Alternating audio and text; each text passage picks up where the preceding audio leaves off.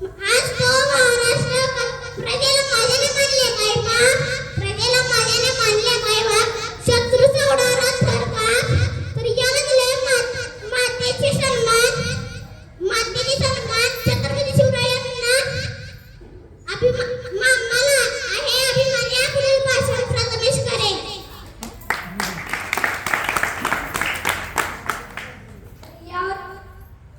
स्त्रियावरील अत्याचार, स्त्रिय भ्रूण हत्या यासारख्या घडणाऱ्या घटना पहिल्या अनुमानात प्रश्न येतो की आज का माझा महाराष्ट्र शेतकऱ्यांची आत्महत्या, शेतकऱ्यांची पिळवणूक करणारे सशस्त्र पहिल्या अनुमानात शंका येते की शेतकऱ्यांना सदैव सुखी ठेवणाऱ्या शिवबाचा हाच तो महाराष्ट्र का.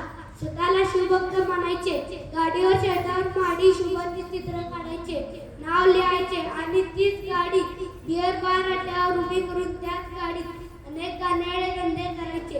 असे कसे शक्य शिवभक्तांना प्रजेवर मुलाप्रमाणे प्रेम करणाऱ्या माझ्या शिवभक्तांना सांगतो त्यांचा आदर्श आपण नक्की घेतला पाहिजे.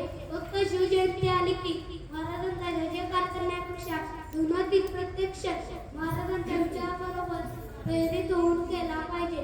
खरे शिवभक्त नेहमीच चौवल. चला तर मग सगळे येऊया एकत्र लढूया भ्रष्टाचाराशी, विषमतेसाठी लढू, दहशतवादाशी लढू, गरिबाशी आणि रुजू स्वराज्य 50 वर्ष पिढ्यांना जीवन जगून मुक्ती देऊन माझ्या शिवरायांना मानाचा मुद्रा. धन्यवाद. धन्यवाद प्रथमेश. यानंतर यात्रा तिसरीतून येत आहे श्रेयस रोडगे. माझे नाव श्रेयस नितीन रोडगे. मी इयत्ता तिसरी शिकत आहे. माझ्या शाळेचे नाव शरदचंद्र पवार प्राथमिक शाळा सोलापूर. मी तुम्हाला शिवाजी महाराजांच्या बद्दल 4 शब्द सांगणार आहे. ते तुम्ही शांतचित्ताने ऐकावे. देवाकडे फूल मागितले, देवाने अख्खी बाग दिली. देवाकडे राहण्यासाठी घर मागितले, देवाने अख्खा राजवाडा दिला. देवाकडे पिण्यासाठी पाणी मागितले, देवाने अख्खा समुद्र दिला. पण देवाकडे देव मागितले तर देवाने देव माणूस म्हणून छत्रपती शिवाजी महाराजांसारखा देव दिला. मुलांना आत्ताच 5-6 वर्षापूर्वी इटलीचे पंतप्रधान भारताला भेट देण्यासाठी आले. तेव्हा त्यांना विचारले, तुम्हाला प्रेमाचे प्रतीक असणारे ताजमहल बघायचे आहे का, की सोन्याचे प्रतीक असणारे गोल्डन टेम्पल बघायचे आहे का.